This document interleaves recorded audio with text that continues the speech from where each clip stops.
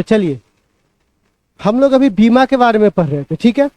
पर बीमा के कुछ स्पेशल पॉइंट है, नोट है, जो मैं आगे आपको जब बीमा खत्म हो जाएगा तो लिखवाऊंगा बीमा की सीमाएं क्या क्या है, ठीक है। तो चलिए अभी हम लोग बात करते हैं बीमा के उपयोग, किसके बारे में बात करेंगे, जिसको इंग्लिश में कहते हैं application of dimension, application of dimension, और इसको कहते हैं बीमा का उपयोग। किसका उपयोग? बीमा का उपयोग, ठीक है। तो बीमा के हम लोग 3 उपयोग प्रमुख रूप से जानते हैं। सबसे पहला, समीकरण को चेक करने में, ठीक है, समीकरण की जांच में। किसे बउआ? समीकरण की जांच में, समीकरण के जांच में, ठीक, कि वो समीकरण सही है कि गलत है, इसकी जानकारी कौन देगा बुआ? बीमा का उपयोग करके हम बता सकते हैं कि कोई भी समीकरण सही है कि गलत है, ठीक। दूसरा, ठीक है,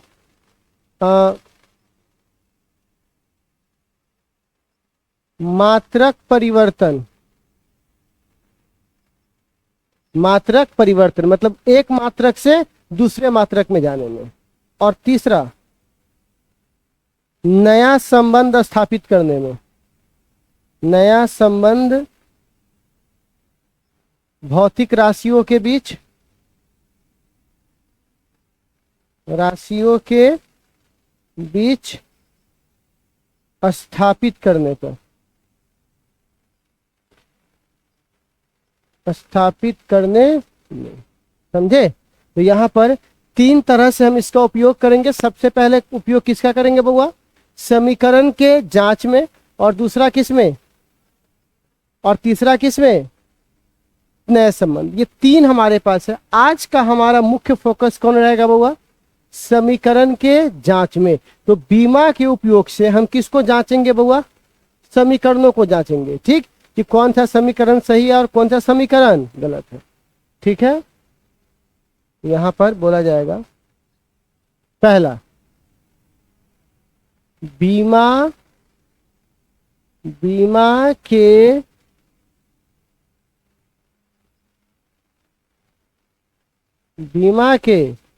उपयोग से समीकरण का जांच। किसका जांच बउआ? समीकरण का जांच। तो देखो ये क्या कहता है आपसे। आप एक शब्द जानते हो, टर्म, पद, जिसको पद कहते हैं, सुनते हैं पद? जैसे बताइए तो x प्लस वाई, कै गो पद हुआ इसमें? 2 गो पद हुआ, ठीक है। और x माइनस वाई, इसमें भी कै गो पद है? 2 गो। और x इंटू वाई 1 पद है, और x बट्टा वाई 1 पद है ना बाबू। तो देखो पद को विभाजित, पद बनता है प्लस और माइनस के विभाजन से। किसके विभाजन से? गुना भाग से पद बनने वाला नहीं है। तो अब एक सवाल मेरा आपसे है कि एक बात बताइए, x प्लस वाई बराबर, ठीक, अगर लंबाई है, क्या है बुआ? या ऐसे छोड़ दो, x प्लस वाई बराबर z, ठीक, ऐसे लिखा हुआ है, ठीक। अगर z लंबाई है तो बताइए y क्या होगा? समय। x क्या होगा? समय नहीं, ये भी लंबाई ही होगा, ये भी लंबाई ही होगा। कहिएगा सर कैसे? तो एक बात बताइएगा, 2 मीटर में 2 मीटर जोड़ते हैं तो कितना आता है? 4 मीटर। अच्छा, 2 मीटर में 2 सेकेंड जोड़ेंगे तो नहीं बतला सकते। क्यों नहीं बतला सकते? एग्जैक्टली इसका मात्रक ये अलग राशि को दिखाता है और ये अलग राशि को दिखाता है। जोड़ तभी संभव है एक का दूसरे के साथ, या घटाओ तभी संभव है एक का दूसरे के साथ, जब क्या हो? दोनों राशियां एक जैसा हो। अगर ये लंबाई है तो ये भी क्या होगा? ये भी क्या होगा? अच्छा, ए प्लस बी बराबर सी। अगर सी हमारा समय है तो बताइए बी क्या होगा? समय ही होगा। और ये क्या होगा? समय समय समय। ठीक है, तो ये पूरा समय होगा और ये भी क्या होगा? लंबाई। तो आपको समझ में आ रहा होगा कि एक पूरा पद एक ही चीज को दिखाएगा। अब जरा यहां पर एक और पकड़ लीजिए एग्जाम्पल।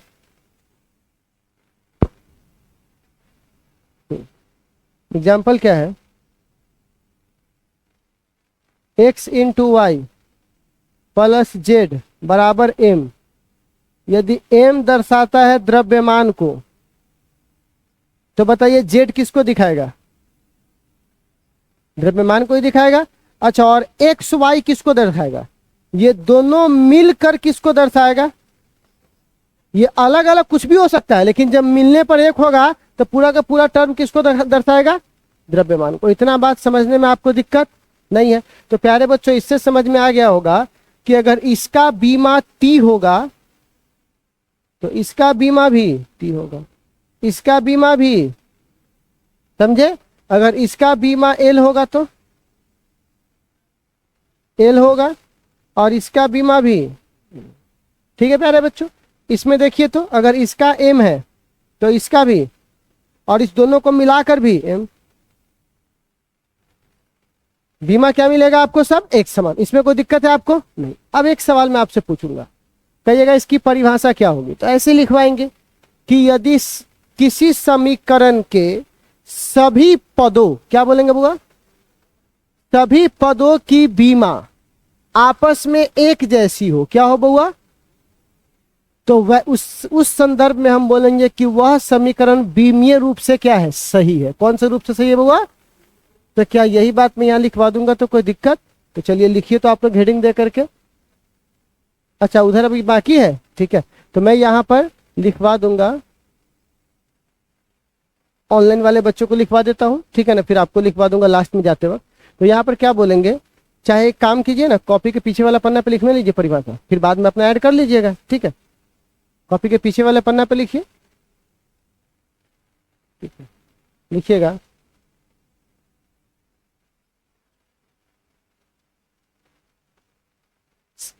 यदि समीकरण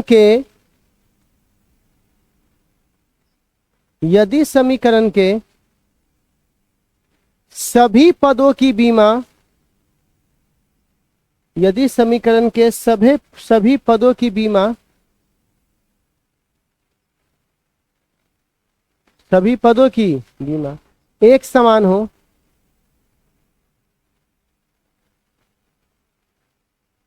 एक समान हो, यदि समीकरण के सभी पदों की बीमा एक समान हो, तब उसे बीमीय रूप से सही कहा जाएगा। तब उसे बीमीय रूप से सही कहा जाएगा।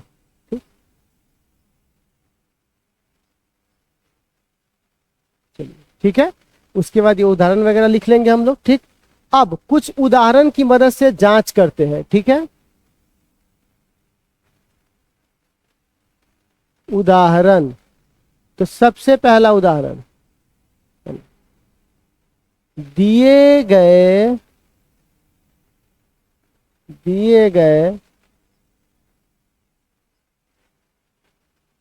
निम्नलिखित समीकरणों की जांच करें। समीकरणों की बीमीय शुद्धता जांच करें। क्या करें बउआ? जांच करें। तो चलिए बुआ, सबसे पहला हमारे पास है v बराबर u प्लस AT, पहला।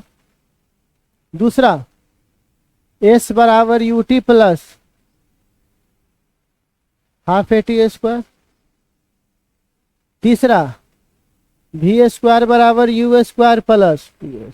ये तीनों समीकरण है। अब ये सही है कि गलत है उसका जांच करना है। अब इसके बीमा अगर आपको हम कल लिखवा चुके थे, फिर भी अगर नहीं याद हो तो मैं डायरेक्ट लिखवा रहा हूं, आप लोग अपना कॉपी निकाल के रखिए, ठीक है, कल जो लिखवाए थे उसका। भी को हम लोग बोलते हैं प्रारंभिक चाल, क्या बोलते हैं, सॉरी अंतिम चाल, क्या बोलते हैं बुआ? अरे कोई भी चाल हो, है तो चाले ना, तो बताइए, तो चाल का बीमा हम लोगों ने लिखा था एल टी के पावर -1, देखिए है चाल की बीमा।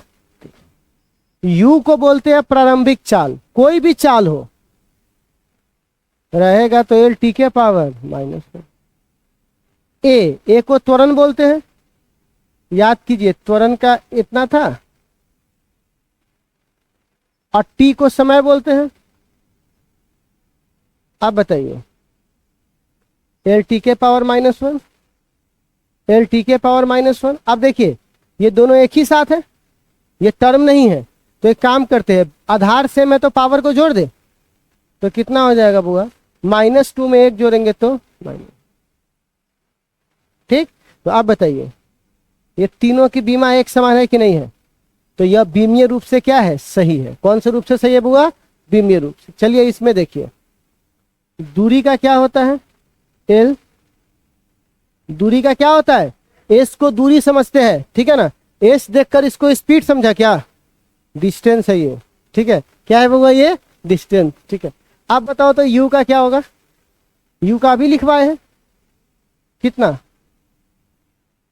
अब बगल में फिर से टी है, तो टी का क्या लिखेंगे? टी ए लिखेंगे, और हाफ का कुछ नहीं लिखेंगे, नंबर का कोई बीमा नहीं होता।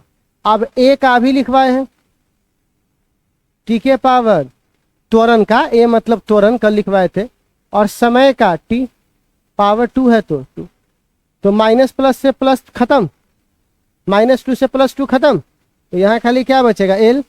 यहाँ भी क्या बचेगा? एल, और प्लस यहाँ भी क्या बचेगा? एल। अब बताइए गलत है कि सही है?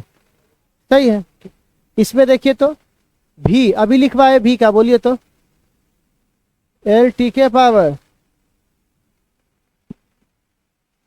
एल टी के पावर -1, और ऊपर पहले से क्या है? स्क्वायर है, होता है।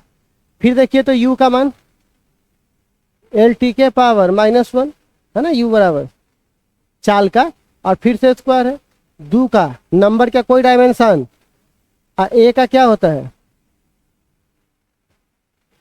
और लंबाई का, दूरी का एस मतलब डिस्टेंस, उसका भी एल, तो ये कितना हो जाएगा? पावर का पावर मल्टीप्लाई होता है, तो एल के पावर 2, -1 को 2 से मल्टीप्लाई करेंगे तो -2, पता है ना, घात का घात मल्टीप्लाई होता है, ठीक है। एल के पावर 2 और टी के पावर -, एगो एल एगो एल। अब बताइए सही है कि नहीं सब तरफ? तो हम क्या बोलेंगे? ये समीकरण सही है। तो आई थिंक आप समझ गए कि बीमा की मदद से हम कैसे समीकरणों को जांच करेंगे। एक ये वाला समीकरण भी है, चलिए इसको भी जरा देख लेते हैं, बहुत अच्छा सवाल है ये। सवाल क्या है? सवाल देखिएगा, ये कहता है, मैं सवाल को रंग में बदलूं,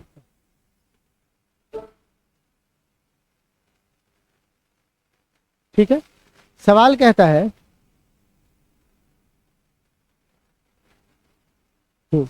गैसों का अवस्था समीकरण निम्नलिखित रूप से व्यक्त किया गया। तो यह आपका फॉर्मूला है ना? ये फॉर्मूला है, फॉर्मूला। अब कह रहा है इसमें P को दाब कहते हैं, V को आयतन कहते हैं, T को ताप कहते हैं, ठीक।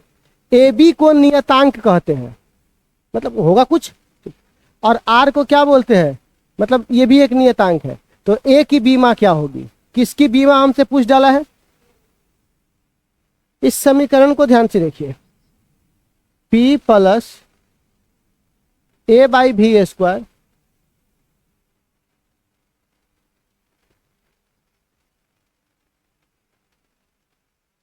है। अब बताइए तो अगर ये प्रेशर है, प्रेशर मतलब दाब है, तो बोलिए ये सब क्या होगा? दावे ना होगा भाई, दाब ही होगा तभी ना, दाब दाब में जुटा है। अगर दाब नहीं होता तो क्या हम इसको जोड़ते? जोड़ के लिए क्या है? जो आगे होना चाहिए वही पीछे होना चाहिए। तो आपको नहीं लग रहा है कि A/V² किसके बराबर है? दाब के। किसके बराबर है? दाब के। तो बताइए A बराबर क्या होगा? P गुने V²। अब बताइए प्रेशर। अब आप लोगों को प्रेशर का डायमेंशन याद है तो उसमें से देख लो, नहीं है तो मैं लिखवा देता हूं, ठीक है, भरोसा करके जान लो। एम एल के पावर -1 टी के पावर माइनस, अब भी मतलब आयतन, आयतन का पढ़ा चुके, एल के पावर 3, और इसका भी क्या है स्क्वायर। तो बताइए ए बराबर में कितना लिखूं, एम एल के पावर -1 टी के पावर माइनस, और लिखूं एल के पावर 6, 3 दूनी। तो आप बताइए कितना हो जाएगा, एम 6 गो एल में से 1 गो एल जाएगा तो 5 गो एल नहीं बचेगा, देखो तो 6 गो प्लस 1 गो माइनस है, और यहाँ पर क्या बचेगा, तो बताओ तो कौन सा ऑप्शन होगा, भारी है क्या। ठीक है, तो आप समझ गए प्रोसेस कैसे करना है जी, इसको समझने में किसी को दिक्कत, पक्का। ठीक, तुम लोगों का असाइनमेंट निकालेंगे तो तुम लोग खरीदोगे हिंदी मीडियम का, क्योंकि हिंदी मीडियम में मेहनत तो कर लेते हैं, लड़का सब भी खरीदता नहीं तो कोई मतलब नहीं है, खरीदोगे तब मेहनत करके बनाएंगे उसको, ठीक है। नहीं तो सीतामढ़ी के हिसाब से चलिए, सीतामढ़ी का सिस्टम पता चला है एगो, हमको भी कल पता चला, तब सजे अरे तोरी के तब का बात हो रहा है। क्या पता चला पता है, हुआ ये है कि सीतामढ़ी में जितने भी टीचर हैं अधिकतर वो सब क्या कर रहे हैं, चैप्टर चालू करेंगे पहला, या नहीं चालू करेंगे, बेसिक के नाम पर जितना फिजिक्स का हल्का हल्का बात होगा वो सब पहले ये पढ़ा लेंगे, केमिस्ट्री का जितना हल्का हल्का बात होगा पहले ये पढ़ा लेंगे, मैथ में जितना हल्का हल्का बात होगा पहले ये पढ़ा लेंगे। तो ऐसे अधिकतर टीचर जब ऐसा करेंगे तो बच्चा का एक अच्छा खासा समय पास हो जाता है और उसको पता चलता नहीं कि पढ़ाई कहाँ से हो रहा है, और सब रहता कहाँ के बात है, पूरा फिजिक्स में तो छोटा छोटा हल्का हल्का बात से पढ़ाते, उसको रोज डेली समझ में आ रहा है।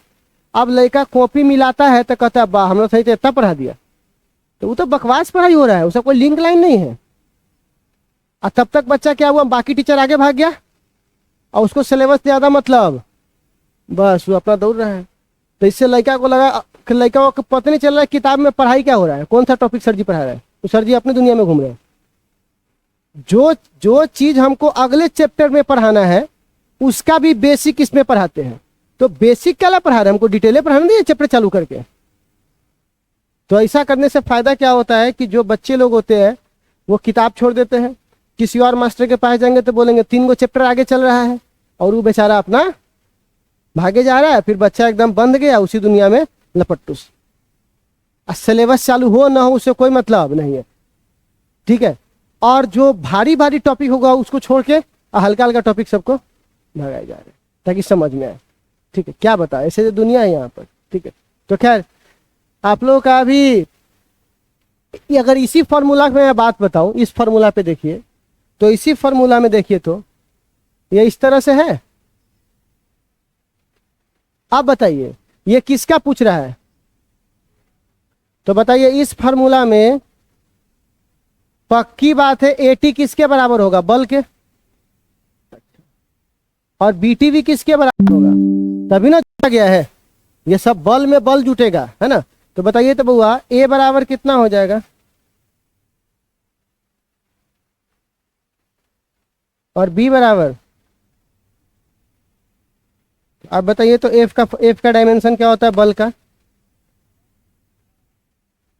और टी का टी होगा, तो बताइए ये हो जाएगा एम एल और टी के पावर -3,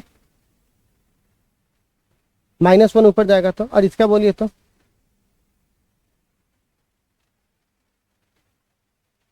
और इसका टी के पावर -2 ऊपर जाएगा तो कितना हो जाएगा, -2 ऊपर जाएगा तो -2 माइनस माइनस, तो बताइए कौन सा ऑप्शन है, हो गया, ठीक है। तो बताइए ऐसे क्वेश्चंस रहेंगे तो बना लीजिएगा, फर्स्ट नहीं है, कौन सा है, बी, अच्छा तो बी नंबर होगा, हमको क्या पता, ठीक है। हमारा काम तो आंसर निकालना, मिलाना आपका काम है, ठीक। तो क्या इतना बात समझ में आया, तो ऐसे इस तरह के कॉन्सेप्ट को आप ऐसे बना लीजिएगा बच्चे लोग, ठीक है। तो हम लोगों ने अभी पहला कॉन्सेप्ट आज पढ़ा है जिसका नाम क्या है बुआ, समीकरणों की जांच। अब दूसरा का क्या नाम है बुआ, ये कब पढ़ेंगे हम लोग, कल की क्लास में पढ़ेंगे मात्रक परिवर्तन। ठीक है, तो आज की क्लास में आप लोग इसको लिखना चालू कीजिए। तो दिखाई दे रहा है इतना? लिखिए तो। नारायण नारायण।